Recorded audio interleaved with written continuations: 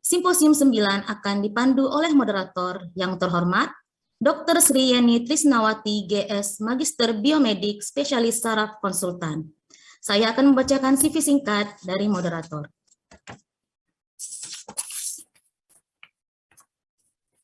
Dr. Sri Yeni Trisnawati, GS, Magister Biomedik Spesialis Saraf Konsultan, meraih gelar dokter dan spesialis saraf dari Fakultas Kedokteran Universitas Udayana dan program studi ilmu biomedik pada tahun 2015. Saat ini beliau bekerja di Rumah Sakit Sanglah. Beliau merupakan anggota ID Denpasar, Perdosi Denpasar, dan International Parkinson and Movement Disorder Society. Baiklah, kepada Dr. Sri Yeni kami persilahkan dengan hormat, Dok. Terima kasih kepada Dr. Rauda. Kita akan masuk ke sesi Simposium 9. Assalamualaikum warahmatullahi wabarakatuh. Om Swastiastu. Salam Nama Budaya. Salam sejahtera untuk kita semua. Sebelumnya saya ucapkan terima kasih kepada panitia untuk kesempatannya. Dan juga selamat siang saya ucapkan kepada para pembicara dan juga para peserta pada sesi simposium pada siang hari ini. Saat ini kita akan memasuki sesi simposium ke-9 dengan topik movement disorder, di mana sesi simposium ini terdiri dari 2 materi, yaitu materi yang pertama berjudul penyakit Parkinson yang akan dibawakan oleh Dr. Nela Reza, spesialis neurologis konsultan, dan materi kedua berjudul gangguan gerak lainnya yang akan dibawakan oleh Dr. Subagia, spesialis neurologis konsultan, di mana materi ini akan dipaparkan selama 20-25 menit, dan nantinya akan dilanjutkan dengan diskusi selama 10-15 menit pada akhir sesi. Dan juga kami informasikan kepada peserta yang ingin bertanya, pertanyaan Anda dapat dituliskan pada kolom komentar yang tersedia. Baiklah, untuk mempersingkat waktu, kita akan mulai dengan materi pertama yang akan disampaikan oleh Dr. Nela Reza. Berikut adalah CV beliau, di mana beliau memperoleh S1 di Fakultas Kedokteran Universitas Brawijaya dan juga untuk spesialisasinya beliau di Universitas Brawijaya, dan kemudian dan tahun 2020 beliau mendapatkan gelar konsultan movement disorder. Saat ini beliau sebagai staf pendidik di Departemen Neurologi FKUB Malang. Baiklah, kita persilahkan Dr. Nela Reza untuk pemaparan materinya. Baik, terima kasih Dr. Sri Yeni. Assalamualaikum warahmatullahi wabarakatuh. Saya izin untuk share screen.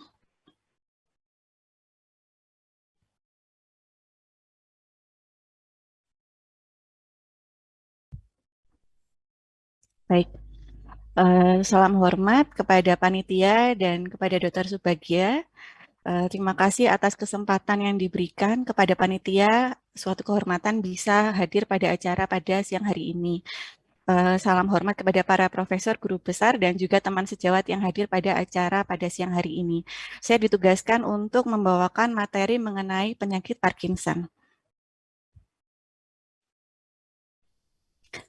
Parkinson ini adalah salah satu penyakit neurodegeneratif yang terbanyak setelah Alzheimer disease. Dan 5-15 tahun terakhir perkembangan sangat pesat untuk di bidang gangguan gerak, terutama pada penyakit Parkinson, untuk diagnosis maupun tata laksana dari kasus ini. Peran dokter dalam mendiagnosis, memberikan tata laksana awal dan berkomunikasi dengan neurolog, serta merujuk dengan tepat pada fase awal Parkinson sangat bermanfaat terhadap prognosis pasien.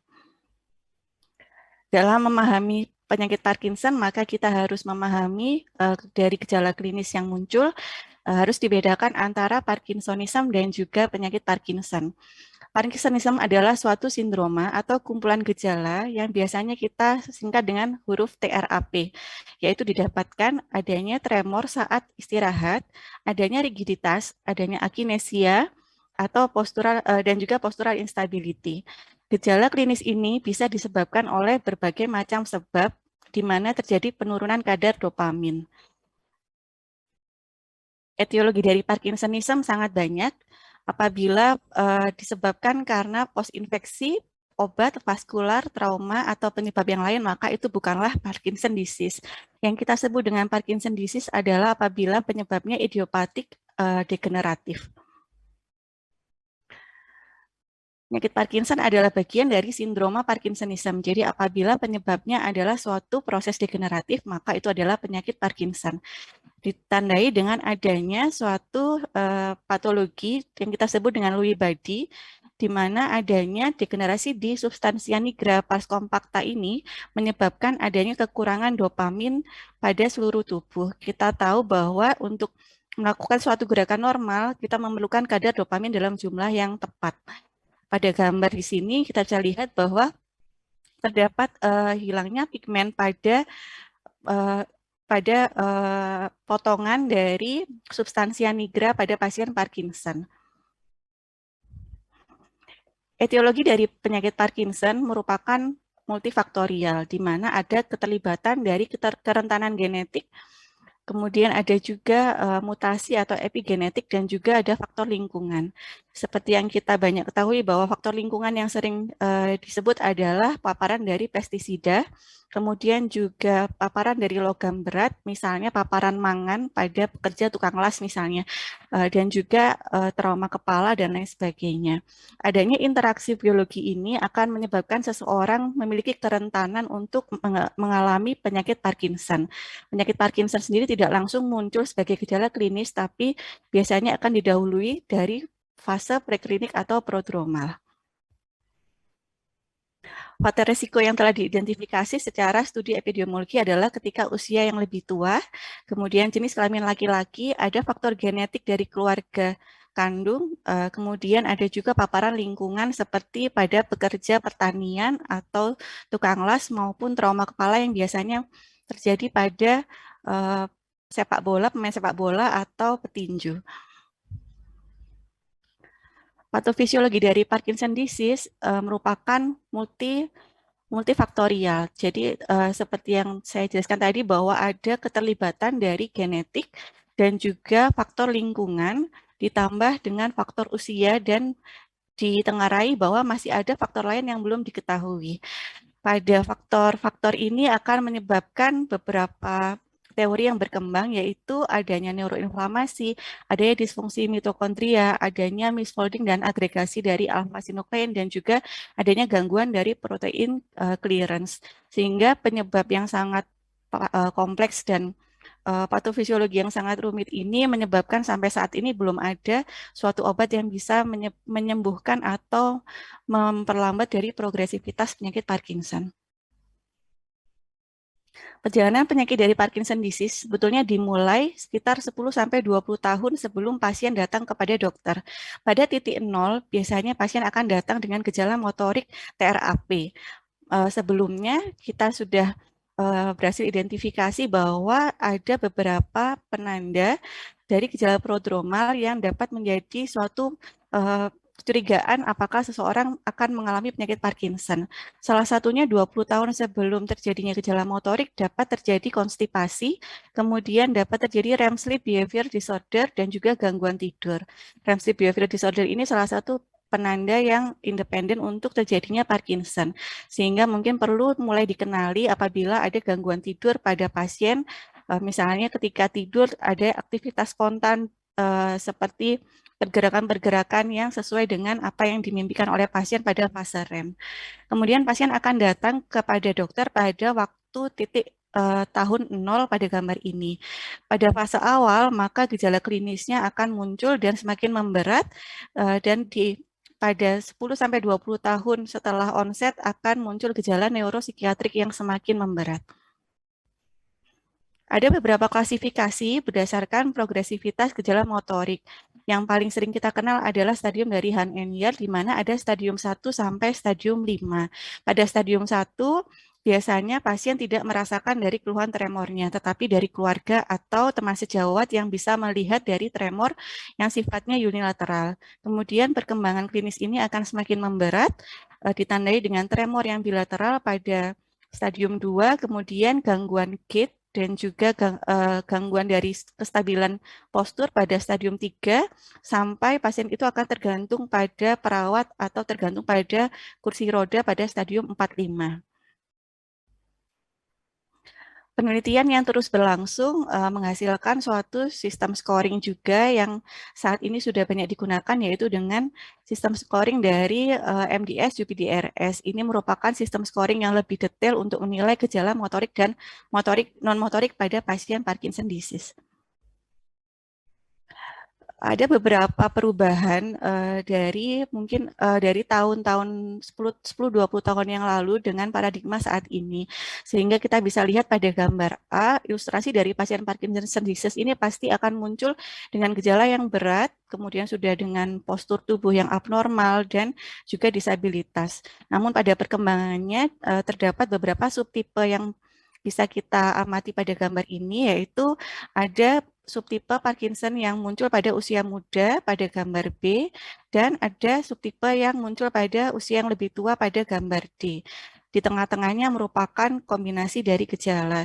Sebetulnya kita akan bisa lebih baik menangani pasien apabila kita bisa mengenali pasien-pasien itu ketika datang pada subtipe yang tipe B, yaitu sejak usia muda kita sudah identifikasi dari gejala awal Parkinson-nya. Baik, untuk mendiagnosis dari penyakit Parkinson, maka kita harus melakukan proses clinical examination dan juga anamnesis yang sangat tajam. Pada pendekatan klinis anamnesis, sejawat bisa menggali apakah ada beberapa keluhan yang khas pada penyakit Parkinson, yaitu kelambatan. Kemudian suaranya akan mengecil dan ada penurunan ekspresi wajah. Bisa didapatkan tremor. Tremor ini adalah tremor yang muncul ketika posisi tangannya beristirahat tanpa melawan gravitasi. Kemudian ada juga perubahan gait atau gaya berjalan, serta depresi atau kecemasan. Perlu kita gali juga sebelum muncul gejala tremor atau mungkin kelambatan, apakah tadi ada gangguan tidur, REM sleep behavior disorder. Kemudian, apakah ada gejala otonom yang sudah mendahului dan biasanya juga ada gejala hiposmia. Kemudian dalam menegakkan anamnesis, maka kita perlu melengkapi dengan riwayat pengobatan, utamanya apabila ada gejala Parkinsonism akut. Maka kita harus menyingkirkan adanya obat-obatan yang menyebabkan gejala Parkinsonism. Kemudian kita juga akan menggali apakah ada faktor risiko tertentu seperti paparan pestisida, paparan logam berat, dan juga trauma kepala. Dan di riwayat keluarga kita pastikan apakah ada riwayat penyakit Parkinson pada keluarga atau ada riwayat mutasi gen Parkinson pada keluarga. Dalam melakukan pemeriksaan fisik yang harus didapatkan adalah bradykinesia. Tremor bisa jadi tidak muncul kurang lebih pada 30% penderita pasien Parkinson disease, sehingga kriteria utamanya adalah bradykinesia atau yang kita sebut dengan kelambatan. Kelambatan ini bisa disertai dengan rigiditas dan atau tremor. Ciri khas dari penyakit Parkinson adalah gejalanya muncul pada satu sisi terlebih dahulu, meskipun nanti bisa berkembang menjadi kedua sisi. Gejala yang lain adalah adanya hipofonia atau suara yang mengecil, ada mikrografia atau tulisan yang semakin mengecil, ada gangguan gait yaitu penurunan ayunan lengan dan juga langkah yang pendek-pendek. Dalam melakukan pemeriksaan fisik ada beberapa hal yang kita harus waspadai apabila ada red flags, yaitu apabila sejawat menemukan tanda cerebellum, tanda traktus piramidalis, dan juga tanda sensorik.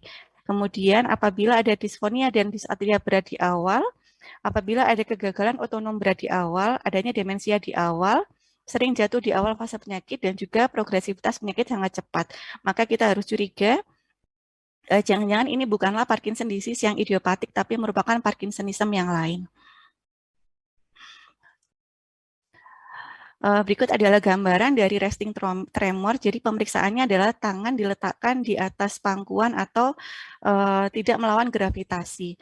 Pada kedua video ini tampak resting tremor dengan ciri khas pada penyakit Parkinson adalah pill rolling tremor. Biasanya muncul unilateral meskipun nanti akan muncul bilateral. Bilateral pun biasanya akan ada satu sisi yang lebih berat.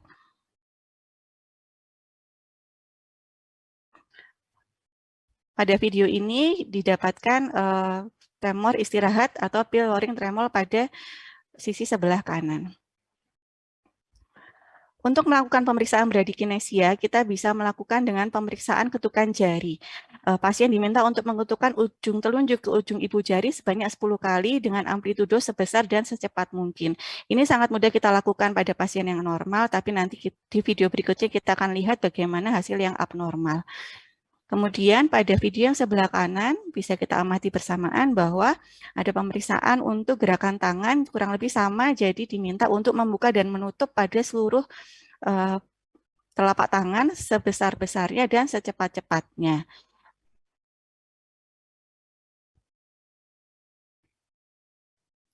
Pada video ini kita dapatkan hasil yang abnormal, bisa diamati bahwa ketika kita melakukan pemeriksaan bradikinesia, maka pada pasien akan melakukan gerakan dengan lebih lambat dan juga amplitudonya lebih kecil. Sehingga kita bisa amati sisi mana yang lebih dominan, kiri atau kanan, ataukah mungkin simetris. Pada video yang kanan, pemeriksaan yang sama, jadi diminta untuk menggenggam dan membuka dari telapak tangan secara bergantian, sebesar-besarnya dan secepat-cepatnya. Maka kita akan dapatkan kelambatan atau yang kita sebut dengan bradikinesia. Pada video sebelah kanan, kita bisa juga amati bahwa ada ekspresi wajah yang lebih datar, sehingga ekspresi wajahnya, kedipan matanya berkurang, kemudian dari ekspresi wajahnya berkurang seperti topeng. Dalam melakukan pemeriksaan rigiditas, maka kita melakukan gerakan pasif pada kedua ekstremitas dan juga di leher dengan memfleksikan dan mengekstensikan secara pasif oleh pemeriksa pada seluruh sendi-sendi di tangan dan juga di tungkai. Apabila didapatkan cochlear rigidity, yaitu gerak tahanan seperti melawan jeruji roda, maka kita perlu mencurigai adanya rigiditas pada pasien ini. Pada pemeriksaan postural instability pada video sebelah kanan, kita bisa lakukan dengan cara menjelaskan terlebih dahulu dan memastikan kondisi aman, lalu pasien ditarik ke belakang dengan ringan untuk demonstrasi, lalu diulang dengan ditarik secara lebih keras sampai ada perpindahan pusat gravitasi ke belakang. Pemeriksa pastinya sudah harus siap di belakang untuk menjaga supaya pasien tidak jatuh. Apabila ada gangguan postural pada fase awal penyakit, itu merupakan red flag, jadi kita harus hati-hati, itu tidak sesuai dengan perjalanan klinis Parkinson, kita harus curiga apakah ini mungkin sesuatu yang lain. Pada pasien Parkinson juga bisa didapatkan pada fase moderate advance, maka akan ada gangguan postur di mana ada anterofleksi atau laterofleksi dari kondisi pasien karena adanya kekakuan yang berat. Kemudian ketika diminta berjalan, maka akan ada gangguan gait di mana ayunan tangan yang seharusnya melambai di kiri dan di kanan akan hilang dengan langkahnya kecil-kecil pendek di antara dua kaki berdempetan dengan muncul tremor pada video ini di sebelah kanan. Kemudian pada fase yang lebih berat, maka akan muncul freezing of gait, ini yang seringkali dikeluhkan pasien seperti lengket di lantai.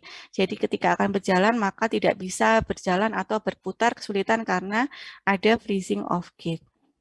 Ini semua adalah gejala klinis yang bisa kita dapatkan pada pasien Parkinson. Kemudian jangan dilupakan bahwa selain gejala motorik juga ada gejala non-motorik, yaitu gejala neurobehavior neuropsikiatrik, gangguan tidur, disfungsi otonom, dan fungsi sensorik muskuloskeletal yang memiliki tata laksananya masing-masing. Sehingga diagnosis hanyalah berdasarkan gejala klinis, karena gejala absolutnya adalah melalui autopsi postmortem. Sehingga pada ketika pasien itu didiagnosis Parkinson disease, maka harus dilakukan evaluasi diagnosis setiap 6-12 bulan untuk mengamati progresivitas penyakitnya. Karena diagnosisnya hanya berdasarkan gejala klinis, maka pada perkembangannya berkembang kriteria-kriteria diagnosis untuk membantu penegakan diagnosis dari Parkinson berdasarkan gejala klinis yang kita kenal dengan kriteria diagnosis dari United Kingdom Brain Bank Clinical Criteria, di mana kurang lebih penjelasannya adalah sama seperti yang saya jelaskan tadi.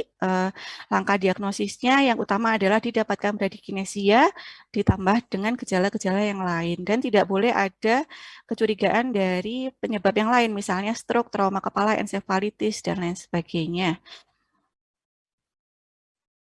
Kemudian pada tahun 2015 dari Movement Disorder Society menyempurnakan dari kriteria diagnosis dengan menambahkan pemeriksaan tambahan yang lebih canggih untuk masuk ke dalam kriteria diagnosis, tetapi prinsipnya kurang lebih sama. Saya cepat saja. Diagnosis banding dari penyakit Parkinson cukup banyak, sehingga kita perlu menegakkan diagnosis dengan betul dan baik sebelum kita memberikan terapi kepada pasien Parkinson. Yang perlu diketahui bahwa CT scan dan MRI bukan merupakan pemeriksaan rutin. CT scan dan MRI untuk menyingkirkan diagnosis banding yang kita curigai sesuai dengan klinis dari pasien. Sedangkan untuk imaging yang bersifat canggih seperti ultrasonografi transkranial, PET dan SPECT merupakan pencitraan yang masih belum direkomendasikan secara rutin, hanya dalam tahap penelitian saja.